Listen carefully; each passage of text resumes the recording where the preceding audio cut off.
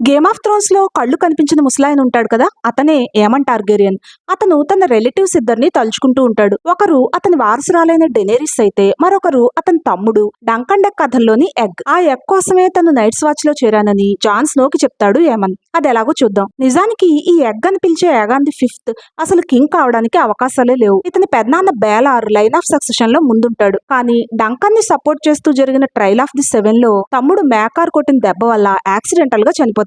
అందుకే రెండో కొడుకైన మేకార్ కింగ్ అవుతాడు. మేకార్ కి మళ్ళీ నలుగురు కొడుకులు. నలుగురిలో చివరివాడు మన ఎగ్. మేకార్ పెద్ద కొడుకు డేరన్ తాగి చనిపోతాడు. రెండో కొడుకు ఏరియన్ చాలా క్రూరుడు. డ్రాగన్ గా మారతానని నమ్మి వైల్డ్ ఫైర్ తాగి చనిపోతాడు. ఇక మూడో కొడుకే మన ఏమన్. అప్పటికే అతను మాస్టర్ గా ట్రైన్ అయి ఉంటాడు. తనకు ఐరన్ థ్రోన్ వద్దని స్పష్టంగా చెప్పేస్తాడు. ఏరియన్ కొడుకు కూడా లైన్ లో ఉన్న గ్రేట్ కౌన్సిల్ మీట్ అయ్యి చివరికి ఏగాన్ ది ఫిఫ్త్ నే కింగ్ చేస్తుంది. ఎగ్ ని దింపడం కోసం ఎవరైనా తన్ని వాడుకుంటారేమోనని ఏమన్ అప్పుడే నైట్స్ వాచ్ లో చేరిపోతాడు. స్మాల్ ఫోక్ మీద ఎంతో ఎంపతితో పరిపాలన చేసిన ఈ ఎగ్ మనవడే డెనేరిస్ తండ్రి అయిన మ్యాడ్ కింగ్. అతని కథ ఇక్కడ వినండి.